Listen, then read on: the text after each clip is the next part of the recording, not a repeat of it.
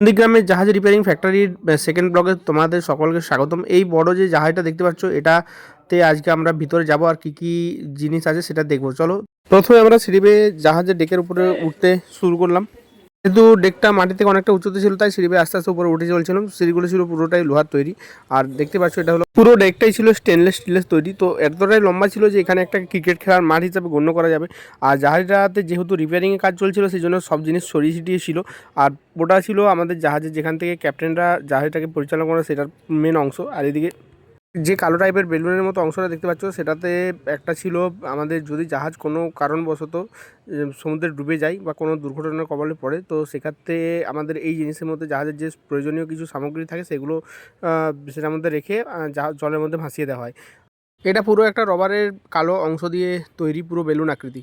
উপরের দিকটা ছোটো ছোটো টায়ার দিয়ে বাঁধা। জাহাজের যে স্যাটেলাইটের সিগন্যাল আসার জন্য আমাদের টাওয়ার থাকে, সেটাকে এখানে সারানোর জন্য নিচে শুইয়ে রাখা হয়েছিল।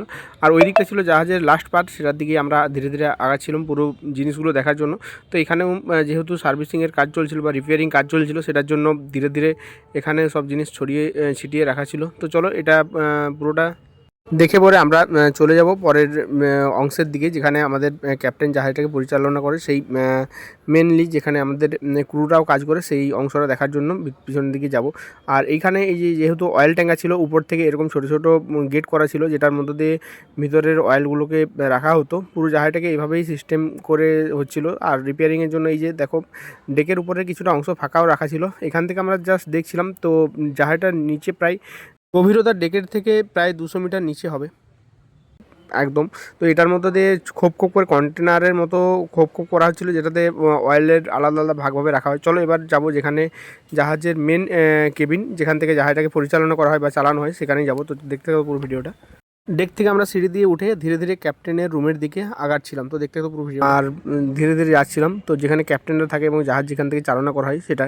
তো এই যে entry for personal use only, তো সেটা ভিতরে উঠলাম। আর এটা ছিল জাহাজের মেনলি ক্যাপ্টেন যেখান থেকে জাহাজটাকে চালায় সেই রুম। তো এই রুমটাকে কী বলে এই মুহূর্তে আমার মনে পড়ছে না।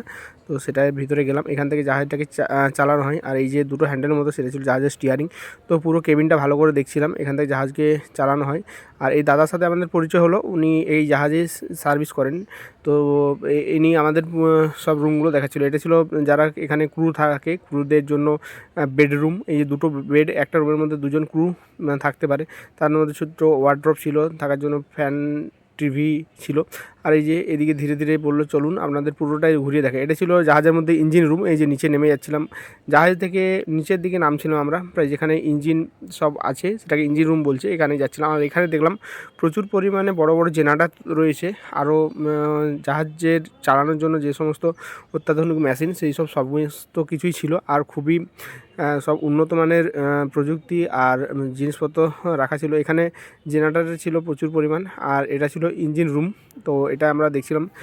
রুমের মধ্যে অনেক কিছু ছিল, মেশিনারি জিনিসপত্র। আর এখানে মেনলি জেনারেটর ছিল বড় বড়। তো এটা দেখার পর আমরা চলে এলাম এদের এখানের কিচেনের মধ্যে। তো এটা ছিল কিচেন, ছোট একটা রুম, সেটার মধ্যে সব কিছু সেট আপ এখানে ছিল। তো ক্রুদের জন্য এবং যারা এখানকার অফিসাররা থাকে তাদের জন্য একই কিচেন হয়।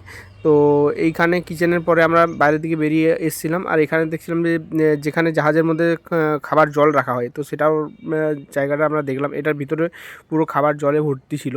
তো এটা দেখে আমরা আরও বেরিয়ে চলে গেছিলাম যে অন্যান্য জিনিস কী কী দেখার জন্য। এখানে ছিল টয়লেটের মধ্যে ছিল ওয়াশিং মেশিন, আরও অনেক কিছু।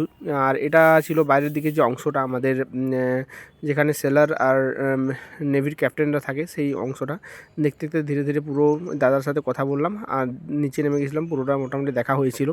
তো এটা ছিল জাহাজের প্রপেলার, পুরোটা রং করা হচ্ছিল। তো থ্যাংক ইউ ভেরি মাচ। সকালে ব্লগটা কেমন লাগলো একটু